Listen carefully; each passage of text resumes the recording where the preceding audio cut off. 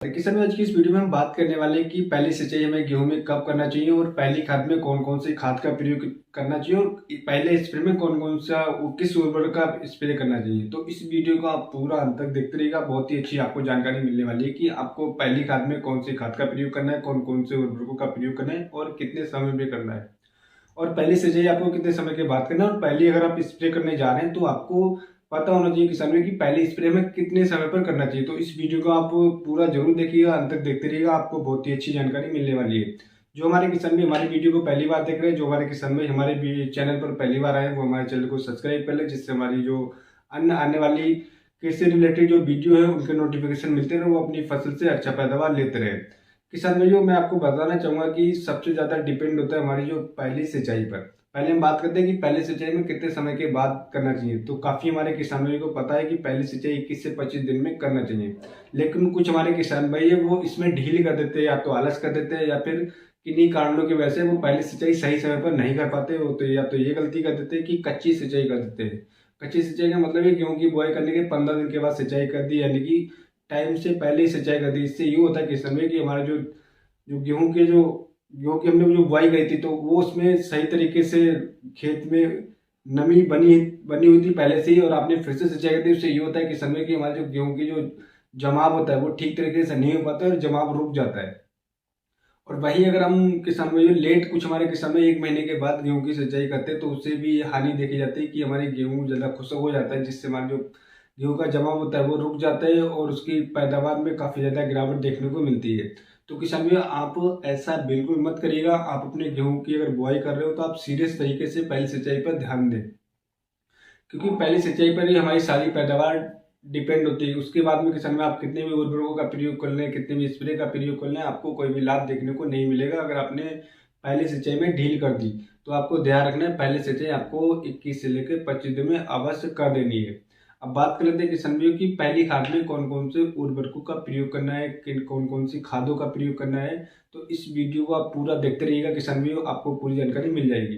किसान भाई आपको पहली खाद में लेना है, सबसे पहले यूरिया लेना है, करीब 35 से 40 किलोग्राम यूरिया लेना है 1 एकड़ के हिसाब से। और उसके साथ में अगर आपने गेहूं की बुआई करते समय जिंक का प्रयोग नहीं करा था तो आपको 5 किलोग्राम जिंक लेना है। और उसके साथ में एक चीज और बताना चाहूँगा, काफी हमारे किसान भाई इसका प्रयोग नहीं करते हैं, लेकिन अगर आप किसान भाइयों जिस चीज का मैं बताने वाला आप इसका प्रयोग करते हैं तो आप अपने गेहूं की वेजिटेटिव ग्रोथ देखेंगे और उसकी टिलरिंग देखेंगे, काफी अच्छी आपको देखने को मिलेगी।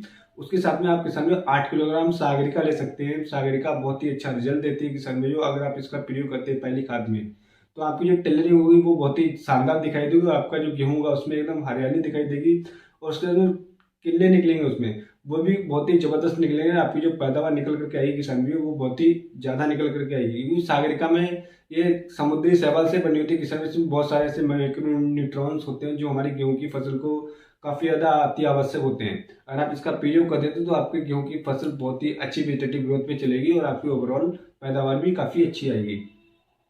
तो किसान भी आपको 30 से 35 किलोग्राम यूरिया लेना है, 35 से 40 किलोग्राम यूरिया लेना है और उसके साथ में आपको 8 किलोग्राम सागरिका लेना है। और अगर आपने जिंक का प्रयोग नहीं करा था, यानी कि अगर आपने जिंक का प्रयोग नहीं करा तो आप जिंक का प्रयोग नहीं करता तो आप एक काम कर सकते हैं, सल्फर ले सकते हैं जो कि मोनो जिंक के नाम से आती है।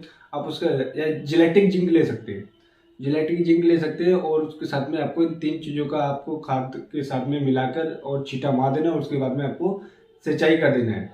और उसके बाद में किसान भाइयों अब बात कर लेते हैं कि अगर आप पहला स्प्रे, काफ़ी हमारे किसान भाइयों को इसके बारे में डाउट है कि हमें पहला स्प्रे कितने समय के बाद करना चाहिए, कि 15 दिन के बाद करना चाहिए, 1 महीने के बाद करना चाहिए, 20 दिन के बाद करना चाहिए, या पहली सिंचाई के बाद करना चाहिए। तो किसान भाई मैं आपको बताना चाहूँगा कि आपको पहला स्प्रे 35 से 40 दिन के बाद अवश्य कर देना चाहिए।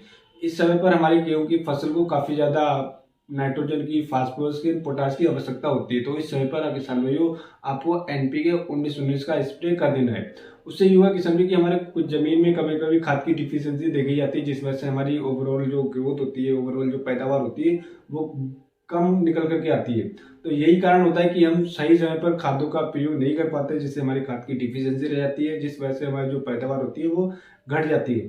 तो आपको करीब 35 से 40 दिन के बाद आपको एनपीके 19-19 का एक स्प्रे कर देना है। उसकी अगर मैं मात्रा की बात करूँ किसान भाइयों तो आपको 1 एकड़ में आपको 1 किलोग्राम एनपीके 19-19 लाना है और उसका करीब 140 से लेकर 150 लीटर पानी में घोल तैयार करके आपको इसका स्प्रे कर देना है।